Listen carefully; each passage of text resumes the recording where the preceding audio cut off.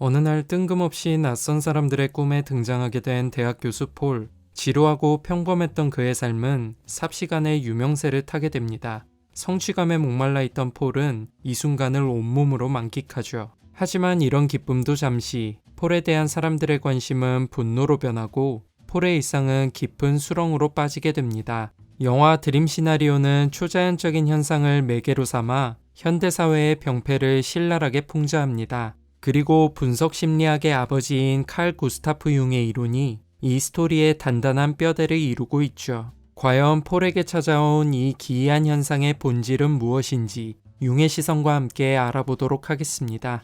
영화 속 융의 개념의 핵심은 바로 집단 무의식입니다. 모든 인류가 조상으로부터 물려받은 공통된 무의식을 일컫는 개념이죠. 영화 속 폴의 서사와 연관시켜 바라본 집단 무의식은 크게 두 가지 특징에 집중할 필요가 있습니다. 하나는 바로 영적인 존재입니다. 융은 일반적으로 지각할 수 있는 의식 수준을 넘어선 무언가가 인간의 무의식을 자극하며 판단과 행동을 지배한다고 주장했습니다. 그리고 이런 현상이 다수에게 일어난다면 이를 심리적 관점에서 진실로 바라봐야 한다고 말했죠. 이런 맥락에서 보면 폴은 융이 주장하는 영적인 존재에 가깝습니다.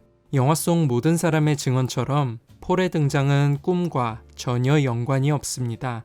논리나 개연성 같은 개념으로도 접근할 수 없는 현상이죠. 하지만 폴이 꿈에 나왔다는 사실은 많은 이의 현실에 영향을 끼칩니다. 생면부지인 폴을 현실에서 마주칠 때 기시감을 느끼게 되고 꿈속에서 보였던 폴의 행동을 매개로 폴 자체를 평가하기 때문이죠. 꿈속의 폴과 현실의 폴이 다른 존재인지는 불분명하지만 집단 무의식의 공통분모가 폴이라는 것만큼은 분명합니다. 따라서 폴이 영적인 존재라는 건 융의 관점에서 심리적 진실로 바라볼 수 있습니다.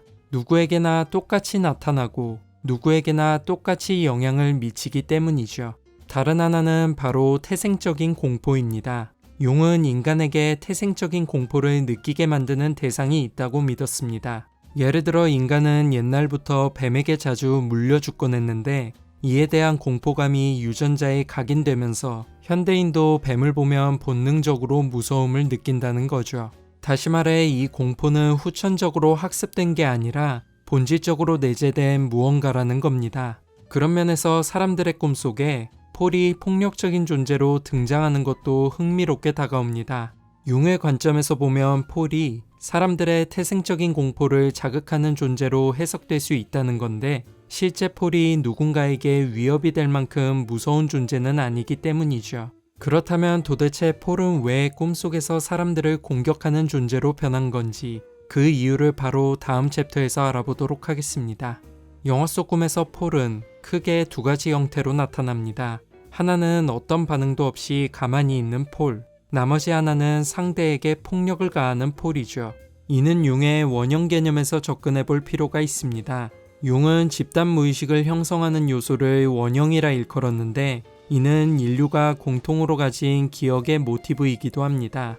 영화에선 사람들의 꿈에 공통으로 등장하는 폴이 집단 무의식을 형성하는 원형이라고도 볼 수 있죠. 융은 원형의 갈래를 무려 12가지로 분류해 정리했습니다. 그리고 인간에겐 이 12가지가 모두 내재되어 있다고 주장했죠. 이 말을 달리 정의해보면 원형은 특징적이면서도 보편적이라는 겁니다. 이 중 하나가 잠재력을 발휘하기 전까지 인간은 평범한 존재에 불과하다는 거죠. 그런 의미에서 폴은 평범한 인간을 대변하는 상징처럼 다가옵니다. 다시 말해 폴의 이야기가 우리 모두에게도 적용될 만큼 보편적이라는 거죠. 여기서 융이 제시한 페르소나와 그림자라는 개념을 살펴볼 필요가 있습니다. 우선 페르소나는 사회적 환경에 적응하기 위한 원형입니다. 다시 말해 타인에게 자신의 진짜 모습을 숨기는 가면 같은 존재죠. 영화 초반부에 그려지는 폴은 경직된 사회 속에서 단단한 페르소나에 갇힌 인물입니다. 교수라는 지위에 걸맞는 체면을 챙기기에 바쁘고 진심을 누구에게도 속 시원하게 털어놓지 않죠. 다시 말해 폴의 자아는 역동성을 상실한 정적인 상태에 놓인 겁니다. 마치 사람들의 꿈속에 등장하는 폴이 어떤 행동도 하지 않는 것처럼 말이죠. 하지만 유명세를 타기 시작한 이후 폴은 기존의 페르소나를 조금씩 걷어내며 숨겨둔 본심을 꺼내놓기 시작합니다.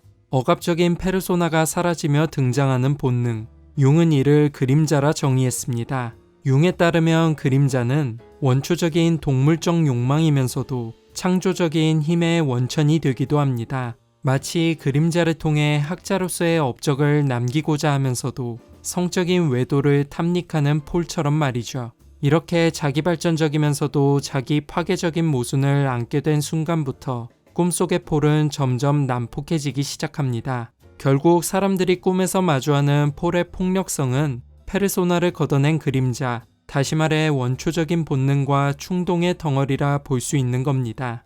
놀라운 점은 앞서 말한 내용에서 폴을 인간이라는 말로 바꿔도 자연스럽다는 겁니다. 욕망을 숨기고 평범한 일상을 살던 인간이 날것의 욕망을 마음껏 드러내는 이야기. 어쩌면 폴의 이야기는 우리 모두가 겪을 수 있는 일일지도 모른다는 점에서 상당히 유의미하게 다가옵니다. 영화에서 폴은 진화생물학, 그 중에서도 얼룩말의 무늬에 대한 관심을 드러냅니다. 얼룩말 무늬가 포식자를 피하기 위한 위장에 적합하지 않게 생겼기 때문이죠. 폴은 이 의문에 대한 답을 다음과 같이 이야기합니다. 바로 똑같은 무늬를 가진 집단에 숨으면 개인이 공격받을 가능성이 줄어든다는 거죠. 집단에 속해 안전을 보장해주는 무늬. 이는 영화에서 사회에 적응하기 위해 인간이 쓰는 가면, 즉 페르소나와 동일한 개념으로 비춰집니다. 튀지 않고 주변과 유사한 패턴을 지닌 채 살아간다는 점에서 평범이란 개념과 엮어 바라볼 수도 있죠. 이런 점을 종합해보면 폴이 일상에서 쓰고 지내는 페르소나와 상당히 유사해 보이기도 합니다. 하지만 유명세를 탄 폴은 과감하게 페르소나를 벗어던집니다. 그러자마자 꿈속의 폴은 물론 현실의 폴을 대하는 대중의 태도도 정반대로 바뀌죠. 결국 폴은 자신을 안전하게 지켜주던 무늬를 지우며 먹잇감 신세로 전락합니다. 인기에 취해 대중이라는 포식자 앞에서 인생의 갈피를 잃어버린 남자. 영화는 그에게 독이 든 성배를 쥐어주며 살아가는 것보다 살아남는 게 얼마나 절박한 일인지를 여실히 보여줍니다. 영화 내내 폴을 괴롭히는 건 바로 사과에 대한 압박감입니다. 하지만 폴은 사과를 할 명분이 없다고 말합니다. 왜냐하면 꿈속의 폴은 궁극적으로 자기 자신이 아니기 때문이죠. 그럼에도 주변에선 폴의 존재를 금기시하고 그에게 무조건적인 사과를 요구합니다. 다소 뜬금없는 소리처럼 들리지만 융의 관점에서 사람들이 요구하는 사과는 상당히 유의미합니다. 융은 페르소나 뒤에 감춰진 그림자를 보듬는 게 인생의 미덕이라 강조했습니다. 폭력적이고도 비윤리적인 형상으로 나타나는 그림자를 성찰해야만 의미 있는 삶을 살 수 있기 때문이죠. 영화에서도 폴은 사과에 대한 요구 앞에서 자신의 처지를 진지하게 돌아봅니다.